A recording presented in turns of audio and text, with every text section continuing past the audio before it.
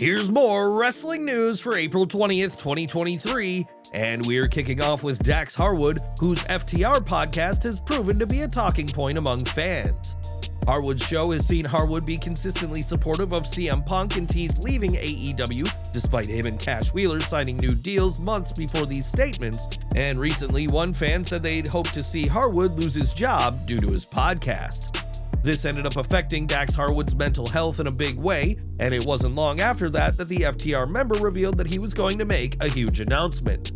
While speaking on his FTR podcast, Harwood revealed that he would be shutting down his podcast for good, as it has affected his mental health and did more harm than good to professional wrestling. Harwood also hit out against those who he believes have deliberately misinterpreted comments made on his show, and said that he doesn't want his daughter to one day stumble across the hateful things written about him due to his podcast comments. Many fans had come to like Dax Harwood's podcast, as he freely spoke his mind there over a variety of topics, and while Dax could still continue to appear on the podcasts of others, he won't be sharing his views each week with Matt Coon. But what do you make of this? Are you sad to see the end of the FTR podcast? Share your thoughts on the situation in the comments below. It was on the SmackDown prior to WrestleMania 39 that WWE reintroduced the LWO, with this take on the faction consisting of Rey Mysterio and Legado del Fantasma. While fans have been excited to see the group, the LWO have been seriously struggling to pick up victories on TV, and expect that trend to continue. PW Insider Elite reports that for the time being, WWE's plan is to continue using the LWO as fodder for the Judgment Day to beat up on the road to Backlash.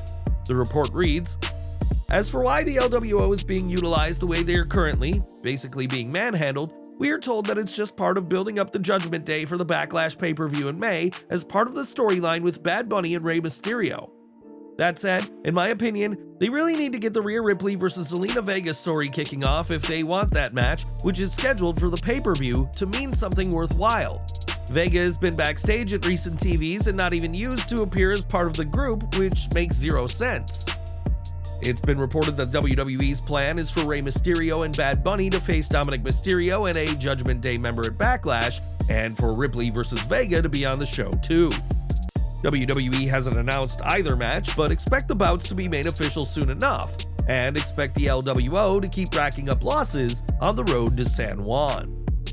When Malakai Black announced that he was taking a break from wrestling last September, many saw it as his exit from AEW, given how he bowed to the crowd at the All Out event.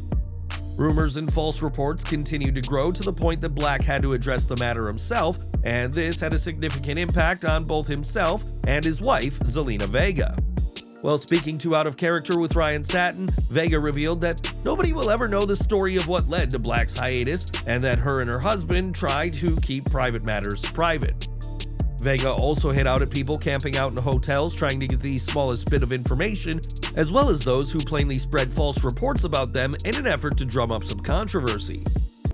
While Black, alongside Buddy Matthews, took a break from AEW, neither said they were leaving the company, and both have since returned and hold gold as the AEW Trios champions with Brody King. Whether the Black case causes people to think twice about posting false reports, who's to say, but Vega has shown how very real people can be affected by these false rumors spread by fans.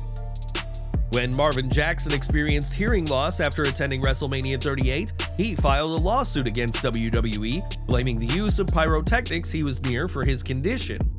Jackson has claimed that since it was his nephew who purchased the ticket, he did not agree to any terms and conditions put forth by WWE, but now the promotion has fired back.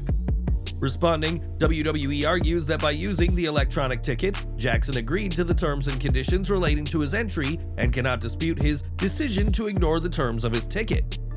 This is not the first time WWE has faced legal action over pyrotechnics, as in 2019, a fan sued the company after suffering burns, but the case was settled out of court.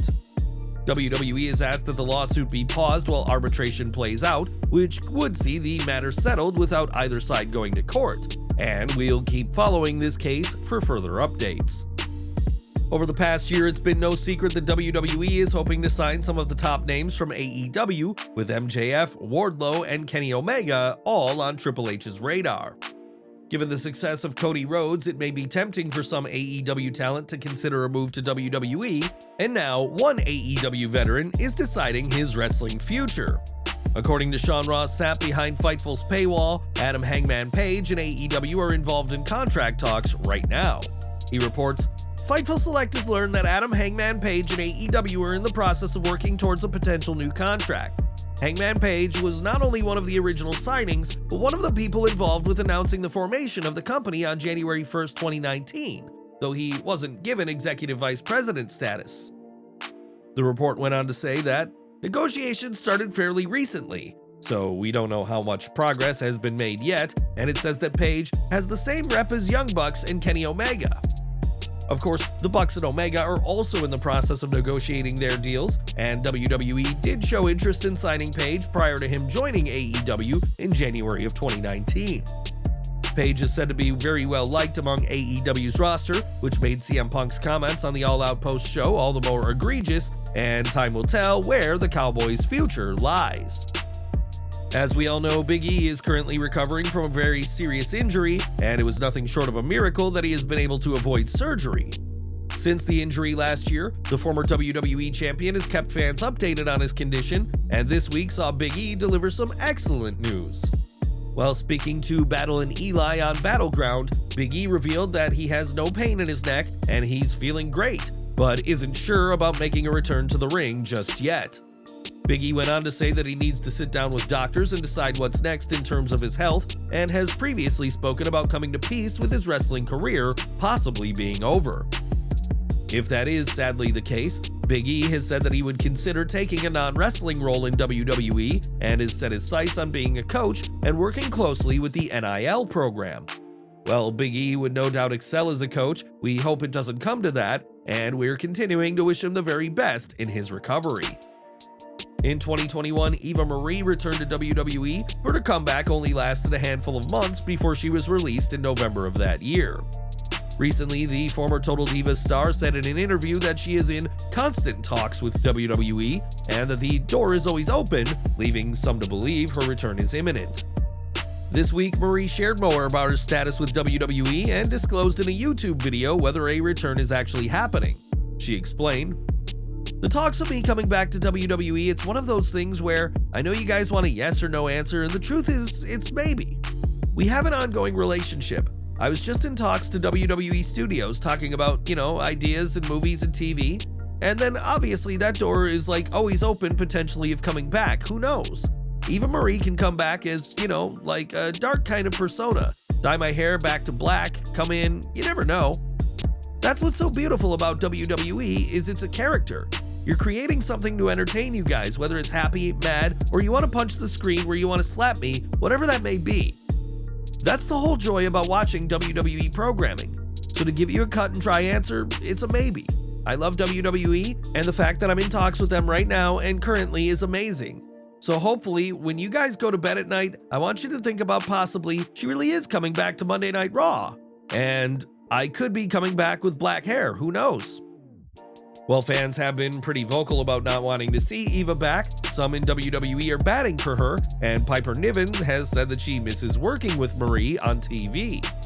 Ultimately, it'll be Triple H and Vince McMahon's decision as to whether Eva gets a third run, but we all know to never say never when it comes to WWE. For years, John Morrison has proven himself in the world of wrestling, but earlier this month, the ex-superstar made his boxing debut at the Creator Clash 2 event. Morrison picked up a dominant victory over Harley Morenstein of Epic Mealtime, and even had a walkout to the ring alongside the likes of LA Knight, Karrion Kross, Scarlett, Jake Hager, and others. Speaking to Ariel Helwani on the MMA Hour, Morrison was asked about his victory in the boxing world, and couldn't resist taking some shots at other wrestlers.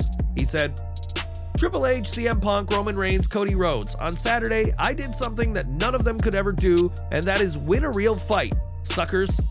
If KSI really wants to challenge himself, I can cut. I can get down to his weight class. I fought Harley at 212 pounds because I was trying to stay big. I can get down to his weight no problem. I'll tune him up and he'll be up there looking at the lights. They'll give him the King Kong Bundy 100 count." It was after his fight that Morrison called out KSI for a match, and after his surprise appearance at WrestleMania 39, we can't count out the YouTuber stepping into the boxing ring with the Shaman of Sexy. At WrestleMania 39, Charlotte Flair lost the SmackDown Women's Championship to Rhea Ripley in what was one of the best women's matches WWE has ever seen. Losing a title can never be a fun experience for Flair, but she had plenty of support at the event, according to Konnan, who told his podcast listeners that both Andrade El Idolo and Ric Flair were backstage at WrestleMania. While Konnan said he expected Rick to join his daughter at ringside for the match, that didn't happen, and time will tell when we next see Charlotte back in the ring. And we're ending today with Thunder Rosa, who earned significant heat within AEW last year, especially with Britt Baker. In fact, it was reported that the heat between the two stemmed back years and only got worse when Rosa broke the nose of Jamie Hayter in a match, and allegedly hid in a bathroom rather than face the consequences. Speaking about the pair on the latest Busted Open Radio, AEW President Tony Khan said that some people will simply never get along, and did tease that their real-life beef could make for an intense rivalry. Of course, any rivalry between the two will have to wait on Rosa's return to the ring following her injury, something that is reportedly going to happen sooner rather than later. During AEW All Access, Baker was highly critical of Rosa keeping the title during her injury, and said that AEW should have stripped her long before the decision was eventually made. Britt Baker has never shied away from making her voice heard, especially about Thunder Rosa, and don't expect the two to ever be on the same page, according to Tony Khan.